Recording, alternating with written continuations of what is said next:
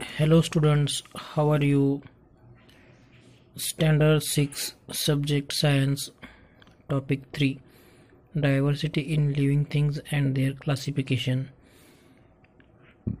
Subunit Habitats of Plant. Now look here, the habitats, the plants. Habitat means अधिवास.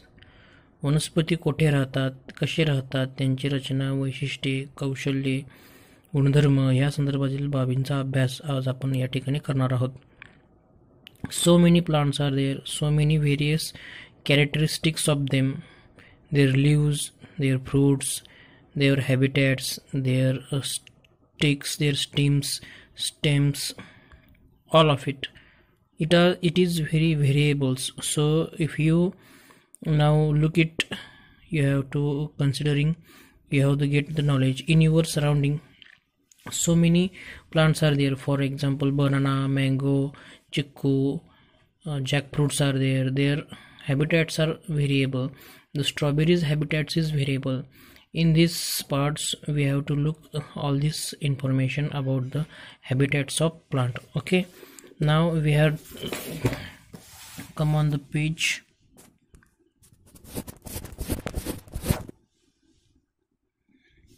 Now look here, to which part of plants are butterflies and insects attracted. आता या ठिकाणी काय म्हटले आपण थोडंसं बघायचं, हे वाचून घ्यायचं पहिल्यांदा.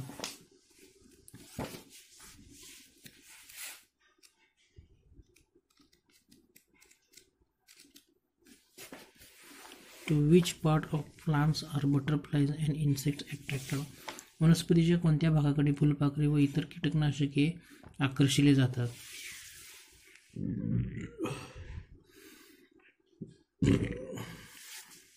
हे आपण सांगायचं आहे. याच्यामध्ये कोणत्या भागाकडे, तर जो काही मगज बीज वगैरे असेल, फुलं वगैरे असेल, फळं वगैरे असेल, तर त्या भागाकडे ते आकर्षिले जातात. ठीक आहे. Plants that bear flowers are called flowering plants, while the plants that never bear flowers are called non flowering plants.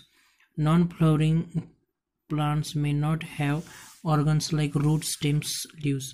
आता या ठिकाणी काय म्हटलंय, ज्या वनस्पतींना फुले येतात त्यांना सपुष्प वनस्पती, तर ज्या वनस्पतींना कधीच फुले येत नाही त्यांना अपुष्प वनस्पती म्हणतात.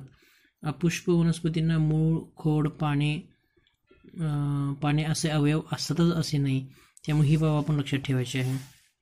पुढे बघूया, थोडीशी या ठिकाणी चौकटीत माहिती दिली आहे. काय दिले बघा, यूज युअर ब्रेन पॉवर. तुम्ही तुमची स्वतःची बुद्धी वापरायची आहे, किंवा निरीक्षण जर समजा क्षमता जास्त असेल तर तुम्हाला यातील माहिती चांगल्या पद्धतीने कळू शकेल. बघा, what type of plants are toadstools and mushrooms. What type of plant is the fig? Do ferns, alege, money plant bear flowers? भूछद्र अळंबी ही कोणत्या प्रकारची वनस्पती आहे? भूछद्र अळंबी ही एक परजीवी वनस्पती आहे. उंबर ही कोणत्या प्रकारची वनस्पती आहे? उंबर ही कोणत्या प्रकारची वनस्पती आहे, तर ही उंबर ही एक नॉन फ्लॉवरिंग प्लांट म्हणू शकत नाही, कारण ही फ्लॉवरिंग प्लांट आहे. पुढे बघा, do ferns, algae, money plant bear flowers. नेचे, शेवाळ, मनी प्लांट या वनस्पतींना फुले असतात. आता हे जे ठिकाणी फुले असतात का, तर हे त्या ठिकाणी आपण बघायचं आणि सांगायचं आहे. पुढे बघा, where does the pomegranate shrub grow. बघा, डाळिंबाची झुडूप कुठे वाढते, तर डाळिंबाची झुडूप जर समजा आपण बघितला तर शक्यतो हे डाळिंबाचे झुडूप हे ज्या ठिकाणी डेझर्ट्स वगैरे म्हणजे वाळवंटीसारखे जे काही माती वगैरे असेल तर त्या ठिकाणी हे येतात. त्याच्यानंतर पुढचा प्रश्न बघायचा आहे. पुढचा प्रश्न बघा, where do bulrushes the red road creeper grow. पानकणीस गारवेल कोठे आढळतात. बघा, ब्रुसलेस म्हणजे पानकणीस, गारवेल हे कुठे आढळतात असं विचारले. पानकणीस ते खण वगैरे असेल किंवा पाणी ज्या ठिकाणी साठून राहिलं असेल भरपूर वर्षे, तर त्या ठिकाणी हे येतात असं म्हटलेलं आहे.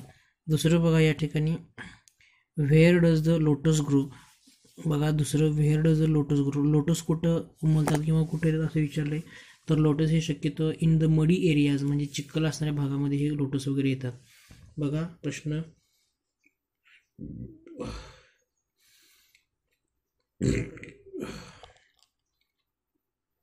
चौथं बघा, where does the dodder plant grow.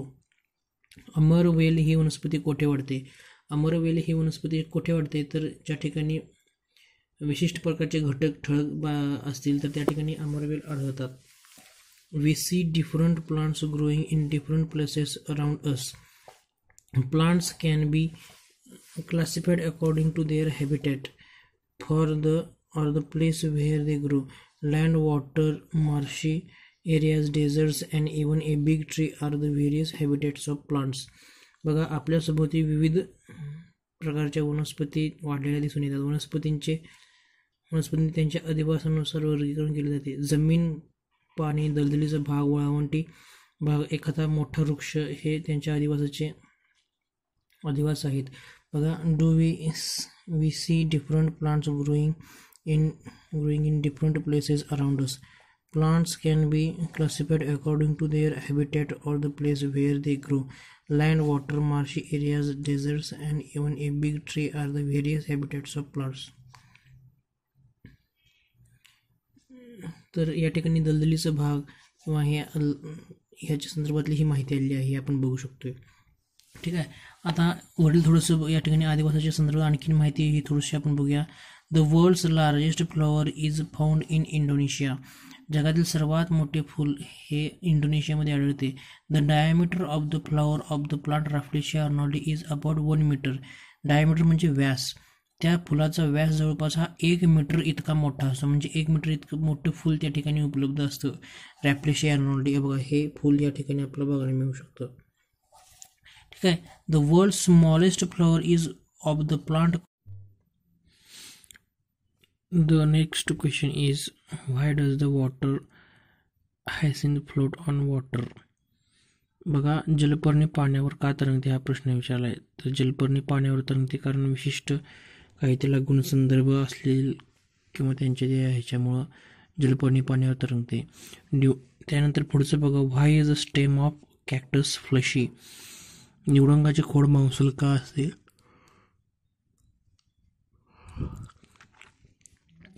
निवडंग म्हणा, कॅक्टस म्हणा, ह्याचे फ्लेशी खोड फ्लेशी म्हणजे मांसल असते. कारण जी काही रचना असेल म्हणा किंवा पाण्याचं दुर्भिक्ष असेल तर ते पाणी साठवून ठेवण्यासाठी त्याच्यामध्ये कॅक्टस मांसल भाग असते. What different criteria are used to classify plants. बघा, what different criteria are used to classify plants. वनस्पतींच्या वर्गीकरण कोणकोणत्या निकषांच्या आधारे केले जाते. Their leaves, stems, their fruits, their stems, these are the criteria are to be classify the plants. Okay, ह्या पद्धतीने हे सगळ्या निकषाने वर्गीकरण केले जाते. ही बाब आपण आता या ठिकाणी बघितली. तुम्ही पान नंबर 22 वरती ह्या ठिकाणी ही सगळी माहिती बघू शकता. त्याच्यानंतर हॅबिटॅट्स ऑफ प्लांट मध्ये डेझर्ट्स. आता डेझर्ट्स म्हणजे काय, तर वाळवंटामध्ये कॅक्टस नावाचा जो काही वनस्पती असेल तर ते वनस्पतीचं वर्णन किंवा माहिती या ठिकाणी अशा पद्धतीने दिली आहे, हे आपण या ठिकाणी बघू शकता. हे खूप महत्त्वाचं आहे. त्याच्यानंतर पान नंबर 23 वरती आपण थोडंसं वरती बघूया काय म्हटले. बघा, या ठिकाणी डेझर्टी and classification in animals. Different animals have developed different shape to survive in the environment. There is a great variety in the body structure of animals too. बघा, पर्यावरण टिकून राहण्यासाठी प्रत्येक सजीवामध्ये म्हणजे एक वेगळीच क्षमता असते, बॉडीमध्ये एक रचना असते, हे आपण बघितलं. The amoeba that can not be seen with our eyes, the huge elephant, the small snail, the fish and swims in water, a kite that flies high in a sky, butterflies that flit around flowers, a house lizard that crawls on a wall are all animals. Each has different characteristics. पर्यावरण टिकून राहण्यासाठी निरनिराळ्या प्राण्यांना निरनिराळे आकार धारण केले जातात. वनस्पतीप्रमाणे हे खूप मोठी देणगी असते तसं बघायला गेलं तर. आता त्याच्यामध्ये फुल डोळ्यांना न दिसणारा जो काही एक विशिष्ट अभिभाग याच्या संदर्भात जर आपण बघितलं तर तो डोळ्यांनी दिसू शकत नाही, परंतु मोठ्या हत्तीचं जर समजा उदाहरण घेतला, लहान गोगलगाय घेतला, आकाशात उंच उडणारे घार, पुन्हाभोवती वावरणारे फुलपाखरे व इतर कीटक भिंतीवर सरपटणारे हे सर्व प्राणी आहेत. प्रत्येकाची वेगळी वैशिष्ट्ये असतात. बघा, butterflies that around flowers, a house lizard that crawls on a wall are all animals, each has different characteristics. आता ही सर्व माहिती या ठिकाणी काय काय दिलेली आहे हे आपण बघू शकतोय. प्रत्येकाची घटना किंवा आदिवासाचा कसा आहे काय ही माहिती आपल्याला बघणे खूप गरजेचं आहे. त्याच्यानंतर पुढे बघा, animals have body parts like A head and A neck, A torso, a tail and limbs for movement. They have a various organ systems which carry on various functions inside their body. In this respect too, there is a lot of diversity in animals. बघा, या ठिकाणी काय म्हटलेलं आहे, animals have body parts like A head, A neck, a torso, a tail of limbs for movement. They have various organ systems which carry on various functions inside their body. In this respect too, there is a lot of diversity in animals. प्राण्यांना डोके, मान, धड, शेपूट व हालचालीसाठी हातपाय असे अवयव असतात. शरीरातील विविध क्रिया करण्यासाठी विविध इंद्रिय संस्थाही असतात.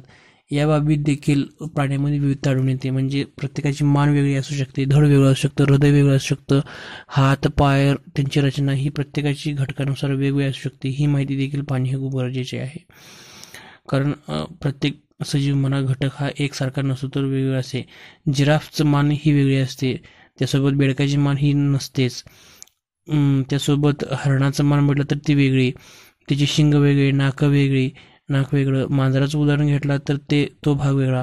अशा पद्धतीची वेगवेगळी घटना किंवा घटक असतात व त्याच्यामुळे ती एक विशिष्ट प्रकारची वैविध्य किंवा डायव्हर्सिटी आहे हे आपण या ठिकाणी म्हणू शकतो. त्याच्यानंतर थोडंसं पुढं बघूया आपण.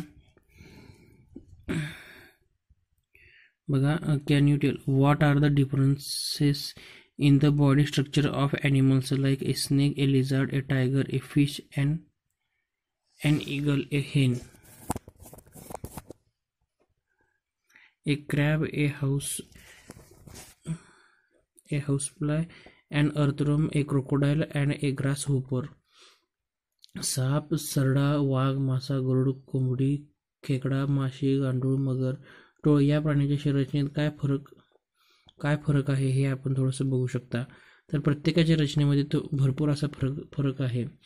सापाच्या रचनेमध्ये फरक आहे. लिझार्ड म्हणजे काय तर सरडामध्ये बदल आहे. टायगर म्हटलं तर बघा या ठिकाणी आपल्याला बघायला मिळू शकतो. त्याच्यानंतर ए फिश, माशाच्यामध्ये ही रचना वेगळी आहे. क्रोकोडाईल ह्याच्यामध्ये हा रचना फरक आहे. So each and every insect or every points they have the same difference there's. Okay, ही माहिती आपण या ठिकाणी बघितली. पान नंबर 23 वरती तुम्ही या ठिकाणी बघू शकता की कशा पद्धतीने हे अधिवास म्हणा किंवा डायव्हर्सिटीज ॲनिमल्समध्ये सुद्धा आहेत हे आपण या ठिकाणी बघायचं आहे. पान नंबर 23 उघडल्यानंतर आपल्याला संपूर्ण माहिती या ठिकाणी कळू शकणार आहे. ठीक आहे, पुढे बघूया. त्याच्यानंतर बघा, we see a variety in animals with respect to their food as well as since animals depend on other for their food. प्रत्येक घटक आपल्या जगण्यासाठी हा इतरावरती अवलंबून असतो. Each and every insect, every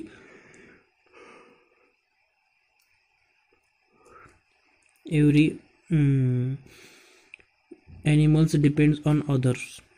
हे देखील हे खूप महत्त्वाचं आहे. म्हणजे प्रत्येक घटक ह्याच्यामध्ये एक स्वतःचा दुसऱ्या घटकावरती अवलंबून असतो. Their food, they are found in places where food is available. Different animals have different methods of obtaining and eating food. This too leads to differences in their body structures. प्रत्येकाच्या जगण्यामध्ये, खाण्यामध्ये, खानपानामध्ये सुद्धा बघणं असतो, जगण्याच्या सुद्धा व बॉडी स्ट्रक्चरमध्ये सुद्धा बदल असतो. अशा पद्धतीने या ठिकाणी माहिती सांगितली आहे. आता या ठिकाणी कॅटरपिलर्स म्हणा किंवा अर्थवॉर्म्स, ग्रास होपर्स म्हणा किंवा क्रोकोडाईल्स म्हणा किंवा बर्ड्स म्हणा, फिश म्हणा, अँट्स म्हणा, त्यासोबत टायगर्स म्हणा, बटरफ्लाईज म्हणा, ह्याच्यामध्ये कशी विविधता आहे बघा, हे आपण बघू शकतो. विविधतेशिवाय आपल्याला अनेक बाबी यांच्यातल्या कॅरेक्टरिस्टिक्स आपल्याला बघायला मिळू शकतात. हे पान नंबर 23 आपण वाचायचं आहे. वाचल्यानंतरच आपल्याला ह्यातली सगळी माहिती कळू शकणार आहे. ठीक आहे.